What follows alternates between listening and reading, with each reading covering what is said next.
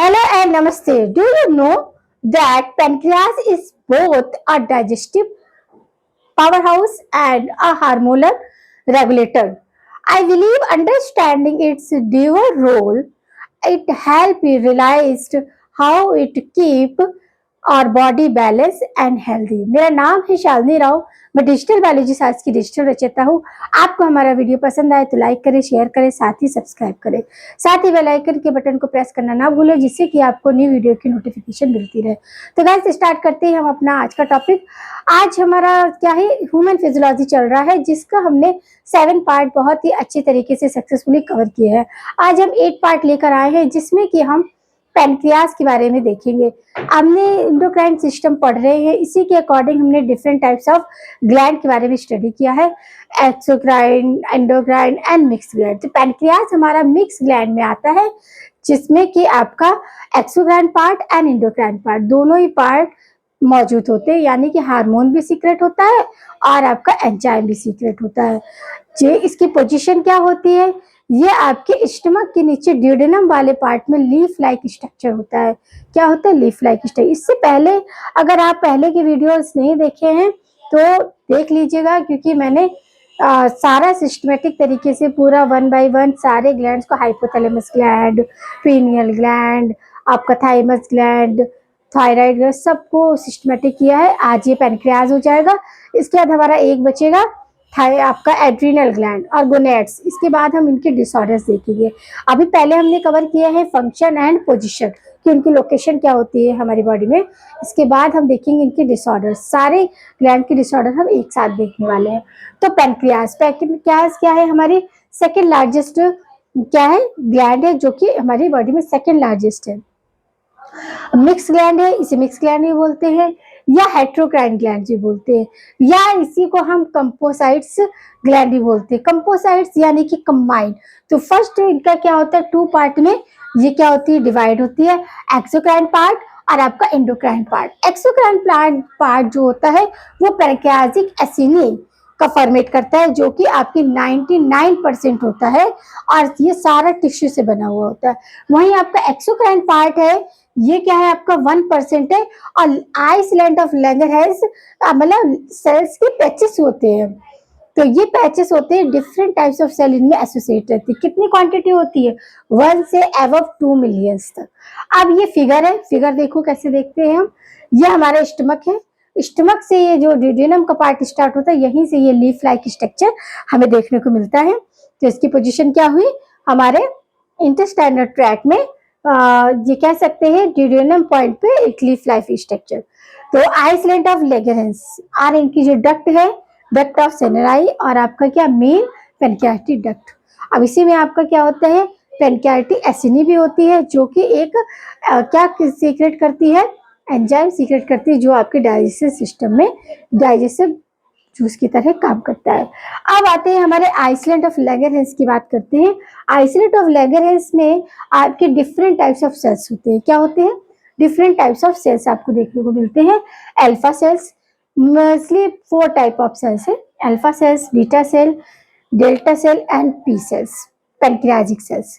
तो अब हम इनका देखेंगे कि क्या इनका फंक्शन होता है।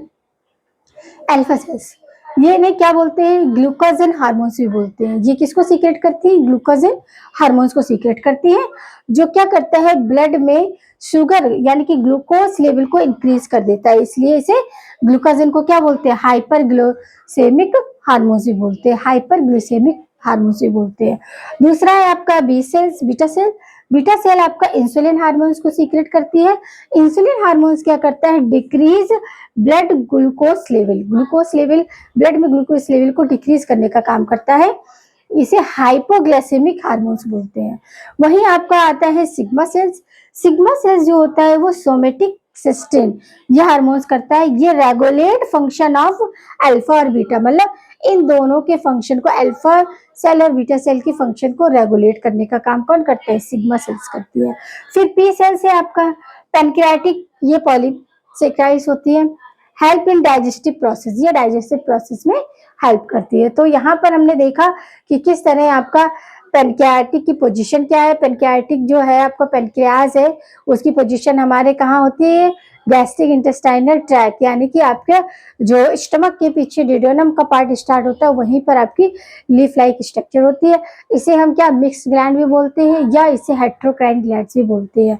साथ ही इसे कंपोसाइट्स ग्लैंड भी बोलते हैं। इसके एक्सोक्राइन पार्ट और एंडोक्राइन। एक्सोक्राइन पार्ट में क्या है आपके, क्या रहता है एक्सोक्राइन में? आपका रहता है पैंक्रियाटिक एसिड, जो 99% होता है और किससे बना हुआ होता है? टिश्यू से। वहीं आपका जो 1% होता है वो island of Langerhans endocrine part होता है। ये क्या होता है, इनमें जो सेल्स है उनकी नंबर्स कितने होते हैं? 1 से 2 मिलियंस होते हैं। और आपके Langerhans of island of Langerhans में डिफरेंट टाइप्स ऑफ सेल्स मिलते हैं, alpha cells, beta cell, delta cell और आपका पी सेल्स। पैनक्रियाटिक सेल्स जो होती है वो सिक्रेशन करती है, वो डाइजेशन में हेल्प करता है, आपके डाइजेशन में हेल्प करता है। और यहाँ क्योंकि डाइजेशन जूस को सीक्रेट करता है। और जो सिग्मा सेल्स है वो आपके अल्फा सेल और बीटा सेल्स के काम को रेगुलेट करने का काम करता है। और आपका ग्लूकाजोन जो है वो क्या है, शुगर ब्लड में ग्लूकोज के लेवल को बढ़ा देता है, इसलिए इसे हाइपर ग्लूसेमिक एंजाइमोसिस बोलते हैं। सेकेंड आपका बीटा सेल्स क्या है, इंसुलिन को सीक्रेट करती है। इंसुलिन हमारा क्या है कि आपका ब्लड में शुगर के लेवल को कम करता है, तो इसे बोलते हैं हाइपोग्लूकेमिक हार्मोन। समझ में आया यहाँ पर कि कितना तरीके का है आपकी शरीर का, ह्यूमन बॉडी की सेकंड लार्जेस्ट आपकी ग्लैंड होती है और इसकी पोजीशन क्या होती है। अब हम देखेंगे कि किस तरह आपके ब्लड में शुगर के रेशियो को कम करता है और जब ज्यादा होता है तो किस तरह फंक्शन करता है। अब हम देखेंगे कि किस तरह ये फंक्शन करता है। ये हमारे ब्लड वेसल्स है जिसमें कि आपका क्या है, ग्लूकोज का लेवल कम है। तो ग्लूकोज का लेवल कम है तो क्या होएगा कि आपका ग्लूकोज कहाँ से सोर्स आएगा? पहला तो आपका देखो कहाँ से आ रहा है, जो आपका इंटेस्टाइनल ट्रैक है, आपका गैस्ट्रिक ट्रैक है। यहाँ पर जो अमाइनो एसिड्स है आपका क्या है, देखो सेल्यूलर रिस्पिरेशन होता है, तो सेल्यूलर सेल से क्या है आपका अमाइनो एसिड्स, तो ये कहाँ जा रहे हैं आपके स्टमक से, ये आपका यहाँ क्या हो रही है ग्लाइकोजेनेसिस, यानी यहाँ से भी आपका ग्लूकोज कन्वर्ट होके इधर आ रहा है। फिर क्या हो रहा है कि हाइपोथैलेमस को सिग्नल मिलता है, तो हाइपोथैलेमस क्या करता है, पेनक्रियाज में अल्फा सेल्स जो कि क्या है ग्लूकाजोन को क्या करती है, ग्लूकाजोन इनहिबिटर को फंक्शन करने के लिए मैसेज देती है। फिर आपका क्या है लीवर में क्या होता है, ग्लूकाजोन क्या हो जाता है यहाँ पर ग्लूकोज में कन्वर्ट होता है। तो इस एक्टिविटी को क्या बोलते हैं, ग्लूकोजिनोलाइसिस बोलते हैं। जब आपका जो ग्लाइकोजन है, ग्लाइकोजिन जो आपका अल्फा सेल है वो ग्लूकोज में कन्वर्ट हो रहा है, तो इस एक्टिविटी को क्या बोल रहे हैं, ग्लाइकोनियोलाइसिस बोल रहे हैं। तो यहाँ ग्लूकोज होने लगता है, ये ग्लूकोज आपका कहाँ जाने लगता है, ब्लड में जाने लगता है। जो लिपिड्स होते हैं, जो हमारे अमाइनो एसिड्स है, कार्बोहाइड्रेट, वो लिपिड्स भी आपके क्या करते हैं, लिपोफाइसिस करते हैं। लिपोफाइसिस करेंगे फैटी एसिड प्लस आपका ग्लिसरॉल, ये किसमें कन्वर्ट होगा, ब्लड में, किसमें, ग्लूकोज में। और यहाँ भी आपका क्या है, ग्लूकोनियोजेनेसिस किसमें हो रही है, लिपिड्स मॉलिक्यूल्स में। तो एपिडोस जो साइट एपिडोसाइट्स जो सेल्स है वो कन्वर्ट करेंगे यहाँ पर ब्लड को। तो इस तरह आपका क्या हो गया कि ग्लाइकोनियोजेनेसिस से भी ग्लूकोज यहाँ पहुंच रहा है, लीवर से भी ग्लूकोजेन जो है ग्लूकोज में कन्वर्ट होके पहुंच रहा है, और हमारा कहाँ ग्लूकोनियोजेनेसिस कहाँ हो रही है, आपकी इंटेस्टाइनल गैस्ट्रिक इंटेस्टाइनल ट्रैक में भी हो रही है, यहाँ से भी आपका ग्लूकोज पहुंच रहा है। समझ गए, क्योंकि आपकी हाइपोथैलेमस क्या है, आपकी मास्टर ग्लैंड है, तो ये क्या होती है, सिग्नल देती है। अब ये तो कंडीशन हुआ कि जब हमारा ग्लूकोज सेल में क्या है, आपका ब्लड सेल में कम है उसकी क्वांटिटी, तो हमें देखो तीनों सोर्स देगा। लीवर भी हमारे यहाँ पर क्या ग्लाइकोनियोजेनेसिस कर रहा है, आपका गैस्ट्रिक इंटेस्टाइनल ट्रैक से भी जा रहा है, और जो हमारे कार्बोहाइड्रेट है, फॉर एग्जांपल अमाइनो एसिड है, लिपिड्स है, उनसे भी क्या हो रहा है, लिपोलाइसिस एक्टिविटी होके फैटी एसिड और ग्लिसरॉल ये कन्वर्ट हो रहा है ब्लड में ग्लूकोज, और किसके वाया, ग्लूकोजिनियोजेनेसिस एक्टिविटी के कन्वर्जन से। जब हमारे, अब ये तो हो गया कम वाला कंडीशन, अब हम देखेंगे ज्यादा वाला। जब हमारे ब्लड में ज्यादा है, जब ज्यादा है तो हमारा कौन फंक्शन करेगा, बीटा सेल्स करेगा, क्योंकि वो इंसुलिन को सीक्रेट कर रही है। तो बीटा सेल्स इंसुलिन सीक्रेट करेगी, और ये क्या होगा, ये इंसुलिन क्या है, जो ग्लूकोज जो आपका ग्लूकोजेन है लीवर में, उसको क्या बनाने देगा, ग्लूकोजेनेसिस। यहाँ से ग्लूकोजोन जो है वो ग्लूकोज में कन्वर्ट होगा। किसके? हिपेटोसाइट्स के फंक्शन से। लिवर हिपेटोसाइट्स से प्रेजेंट सेल्स जो कि क्या करेंगे, ग्लूकोजोन को ग्लूकोज में कन्वर्ट करेंगे। ये ग्लूकोज जो होगा लिपिड्स एपिपाइट जिससे एडिपोसाइट्स, लिपिड क्या आपका अमीनो एसिड्स है, एक तरह से सारी ये बायोमोलिक्यूल्स है, इनसे यहाँ पर फैटी एसिड क्या करेगा, यहाँ पर ग्लूकोज का लेवल क्या हो जाएगा, इंसुलिन की बीटा सेल्स के एक्टिव पार्टिसिपेशन से यहाँ पर क्या हो जाएगा, कम हो जाएगा। तो अभी जो मैंने ये सारी चीजें आपको बोली है वही अभी मैं आपको लिख के दिखाऊंगी, ग्लाइकोजन वाया आपका इंसुलिन कि मतलब ग्लाइकोजन क्या कर रहा है और आपका इंसुलिन क्या कर रहा है।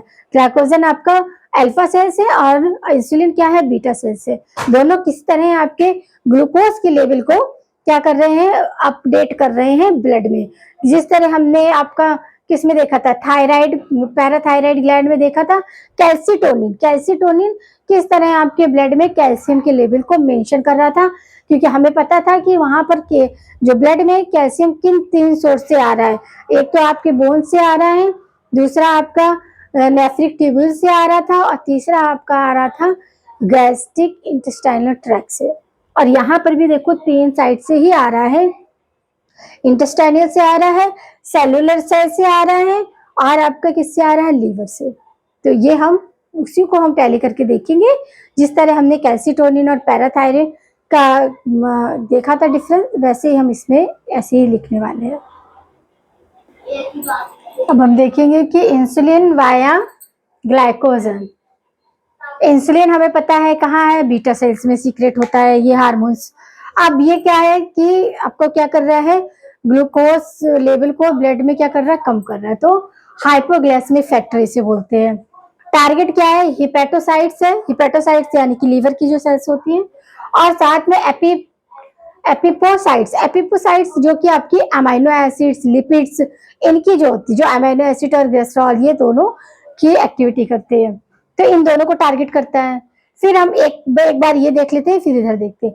Decrease blood glucose level via promote glycogenesis जो कि लीवर में होती है, ग्लूकोजन को किसमें, ग्लूकोज में कन्वर्ट करते हैं। इनहिबिट ऑफ ग्लूकोनियोजेनेसिस जब हमारा लिपिड से एपिपोसाइट्स एक्टिविटी करती है, अमीनो एसिड और ग्लूकोजोन उधर बनता है। Promote cellular Uptake of glucose, cellular activity में किसको करती है, ग्लूकोज को अपटेक करती है। और promote cellular Uptake of amino acids, ज्यादा अमीनो एसिड होगा वहां पे ज्यादा एपिपोसाइट्स एक्टिव होंगे और ज्यादा हमारा क्या होगा कि आपका ग्लूकोनियोजेनेसिस एक्टिविटी होगी।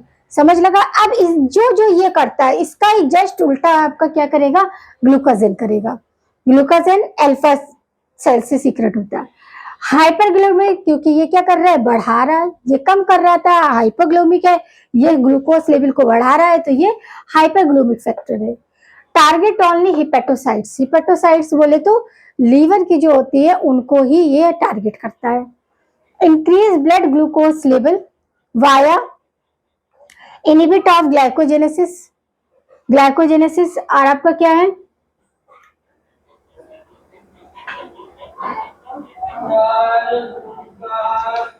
क्या कर रहा है, increase blood glucose level via inhibit of glycogenesis promote gluconeogenesis he promote करेगा। ये inhibit cellular Uptake of glucose, cellular से ये क्या करेगा, ग्लूकोज को अपटेक करेगा और inhibit cellular Uptake of amino acids.